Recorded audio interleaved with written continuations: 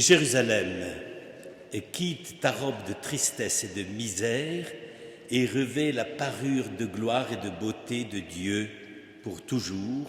Enveloppe-toi du manteau de la justice de Dieu. Frères et sœurs, dimanche dernier, nous contemplions une œuvre de Fra Angelico, celle qui est toujours là, et je vous disais que cette œuvre de Fra Angelico et qui nous fait voir cette rencontre du monde de l'ange, n'est-ce pas, avec la Vierge Marie, et je vous signale que ce sont les anges qui s'inclinent devant une créature humaine, n'est-ce pas? Et je vous disais que c'est une des premières dimensions de notre célébration de l'Avent. C'est le temps de la patience, le temps que vit une femme lorsqu'elle conçoit un enfant et qu'elle le porte pendant des mois dans son sein. Et il y a une sorte de patience tout à fait spécifique à laquelle la femme est soumise parce que c'est déjà le petit qui commande tout. Et donc, je puis dire, il fait déjà comme il veut. Bon, donc ça, c'était la première dimension de l'attente de l'Avent et de cette patience que ces dames nous apprennent quand elles préparent la naissance de leurs enfants. Mais aujourd'hui, changement de décor, si je puis dire, car nous avons la chance, en tout cas moi personnellement je considère que c'est une chance, nous avons la chance d'avoir une deuxième œuvre créée pour la circonstance. Pour ceux qui ont déjà pu la voir, c'est la manière dont notre façade de l'église est illuminée.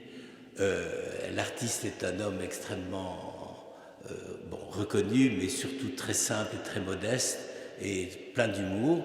Et il a accepté de faire pour la façade, avec d'autres personnes qui ont créé également des mappings. Excusez le néologisme anglais, on ne peut pas l'appeler autrement, je ne sais pas comment on pourrait dire en français, mais toujours est-il, c'est cette espèce de rideau de lumière qui tombe sur la façade avec un certain rythme de musique, mais surtout avec un rythme visuel de présence, une présence animée, une présence qui n'est pas simplement, j'allais dire, la projection comme en peinture d'un état, d'une situation, ou même comme une photographie. Là, au contraire, l'idée, c'est une sorte de mouvement presque insaisissable, impalpable, tellement il est léger, puisqu'il n'y a même plus la matière picturale. On ne peut pas dire que c'est une toile. Et alors, c'est précisément ça qui me permet, qui m'invite à vous exhorter à trouver la même attitude spirituelle que celle qui est évoquée dans cette œuvre. Qu'est-ce qui se passe? Eh bien, ça coïncide parfaitement avec le texte que nous venons d'entendre. Jérusalem, quitte ta robe de tristesse et revêt la beauté de la gloire de Dieu. C'est-à-dire que l'art qui est en cause dans cette figuration lumineuse sur la façade de notre église, et c'est précisément quelque chose qui est presque impalpable. Ce n'est que de la lumière. Il n'y a même plus de pigments, il n'y a plus que la lumière. Et la lumière déclinée sous tous les tons et sous toutes les formes, n'est-ce pas? À la fois des filets, des points, des taches cosmiques qui se déploient sur la façade, etc. Donc, c'est véritablement une sorte de présence purement lumineuse sur le mur de la façade de notre église. Si vous en avez le loisir, si vous arrivez à vaincre le froid, parce que c'est quand même évidemment un moment assez difficile le soir vers 6 heures, c'est le moment où le froid tombe sur la terre, et que vous pouvez remonter un peu la rue Cardinal pour voir exactement, vous allez voir comment effectivement cette façade est littéralement revêtue. Car c'est bien de cela qu'il s'agit. ce que on fait dans cette interprétation esthétique de la façade de l'église, c'est que c'est un monument de pierre, donc c'est, si je puis dire, l'immobilité, la fixité, la solidité par excellence, la construction géométrique, car vous avez remarqué la façon dont notre façade est construite, mais cette pierre, cette solidité, cette fixité est tout à coup visitée par un mouvement de lumière. Et c'est précisément, je crois, un peu ce qu'est le vêtement de la gloire de Dieu. C'est-à-dire que nous sommes de la terre, nous sommes des terriens, et nous sommes, nous aussi, nous essayons du moins, même si c'est pas toujours facile, nous avons vraiment les pieds sur terre et nous prétendons essayer de résister solidement à tout ce qui peut d'une façon ou d'une autre rendre difficile ou fragile notre existence, mais en même temps, eh bien, nous sommes habités, revêtus précisément par des vêtements. Et c'est là où, personnellement, je suis extrêmement touché par cela. C'est-à-dire que, qu'est-ce que c'est que le vêtement? Au fond, c'est ça le problème. Vous allez me dire, évidemment, comme nous sommes des hommes modernes, habitués aux données fonctionnelles de la vie et de l'existence, les vêtements, c'est ce qui nous protège du froid. Par les temps qui courent, je suis bien d'accord que c'est une première approche extrêmement valable et qu'il vaut mieux essayer de mettre en route, n'est-ce pas? Mais le vêtement, c'est quoi? Le vêtement, c'est aussi une maison. C'est aussi une maison, et d'ailleurs il y en a parmi nous qui sont emmitouflés de X couvertures, j'allais dire, isolantes, placo-plâtre et tout ce que vous voudrez, pour pouvoir résister à ce froid qui nous environne. Et c'est une maison, pourquoi? Parce que c'est la maison dans laquelle il n'y a pas de fixité. C'est une maison qui bouge tout le temps. C'est une maison qui change. Et, mesdames, pensez à votre garde-robe. C'est une maison qui bouge tout le temps et qui est sans cesse dans une sorte d'inventivité, d'invention. Comment je vais trouver ma place aujourd'hui dans tel ou tel moment de cette vie de la famille pour un repas de fête, de ce mouvement de bonheur pour la rencontre, pour accueillir des amis, etc. Le vêtement, c'est la maison parfaitement adaptée, et c'est pour ça d'ailleurs qu'on a tellement travaillé sur les problèmes des tissus depuis à peu près un siècle, n'est-ce pas? C'est le vêtement adapté à la mobilité et à la souplesse du corps. Nous sommes loin de toutes les formules avec des cerceaux, des arceaux, je ne sais pas quoi, qui étaient censés magnifier le corps féminin surtout.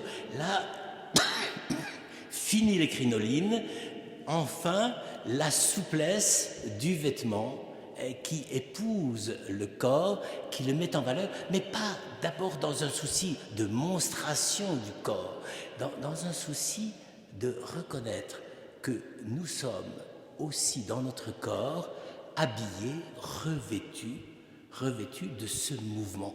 Et précisément, à ce moment-là, le vêtement que nous portons, ce n'est pas du matériau lourd. Plus il est léger, plus il est fin, plus en général il peut être porté avec élégance et bonheur. Je sais bien que pour les messieurs la cravate reste toujours de rigueur et c'est pas nécessairement le meilleur vêtement de la gloire de Dieu, ça je ne sais pas ce qu'ils en pensent, mais de toute façon c'est mieux que le col romain, hein, parce que ça, le col romain, j'allais dire, pour vous scier la paume d'Adam, il n'y a rien de tel. Et donc ici, le vêtement, c'est la souplesse même de mon être, de la masculinité ou de la féminité, et qui est là et qui prend des formes diverses selon les mouvements du corps, s'y adaptant le mieux possible, etc. Enfin, là, j'ai pas besoin de vous faire un dessin sur le sujet. Or, c'est précisément cette image-là que Dieu prend pour dire la joie de Jérusalem. mets ta plus belle robe. Et cette robe, elle est tellement souple, tellement légère, tellement joyeuse, qu'elle va épouser tous tes mouvements de marche et de danse à la rencontre de Dieu. Ça, évidemment, on ne peut pas dire que c'est souvent dans l'Église qu'on prêche sur ce sujet-là. Et c'est très regrettable, parce qu'en réalité, c'est vrai que quand on est revêtu de la lumière et de la gloire de Dieu, à ce moment-là, j'allais dire, le vêtement finit par faire partie de la personne dans sa corporéité, dans ce qui peut des fois paraître pour quelque chose de lourd à porter à cause de la souffrance, à cause des lumbagos et de l'arthrite, mais ça n'empêche qu'à ce moment-là, le corps reprend cette espèce de légèreté et de bonheur d'être là pour s'avancer à la rencontre de quelqu'un et lui apparaître précisément dans cette présence. Eh bien, c'est ça effectivement qui se passe jusqu'au 24 décembre sur notre façade, c'est-à-dire que l'église qui habituellement nous paraît, et surtout, bon, j'allais dire le clocher, vous imaginez ce que c'est, un clocher, c'est quand même la fixité par excellence, eh bien, ce clocher et cette façade, tout d'un coup, prennent une sorte de lumière, de légèreté, de mouvement de danse, à la fois dans toutes les figures géométriques et qui le décorent et qui lui donnent sa vérité, son mouvement, sa beauté, sa souplesse. Alors, frères et sœurs, je dirais qu'il faut que cette deuxième semaine de l'Avent, ce soit, vous savez, comme pour les mannequins, le catwalk, n'est-ce pas, cette espèce de déplacement tout à fait étrange, n'est-ce pas, qui est très cultivé, qui est très étudié, n'est-ce pas, mais qui à la fois met en valeur le vêtement et le vêtement met en valeur la personne qui le porte. Et notre vêtement, ça peut paraître bizarre de vous dire ça comme ça, mais je le pense vraiment, notre vêtement c'est Dieu. Notre vêtement, c'est cette espèce de chatoiement permanent de la grâce de Dieu et de la tendresse de Dieu dans nos vies, et des fois même le secours et la force de Dieu dans les moments où c'est plus difficile. Alors, frères et sœurs, quand vous aurez quelques minutes, le soir évidemment, eh bien, vous pourrez passer dans la rue Cardinal et regarder de près ou de loin et repenser à cette manière dont il faut que nous revêtions tous la gloire de Dieu, un peu comme la façade de Saint-Jean-de-Malte pendant ce temps de l'Avent nous y invite.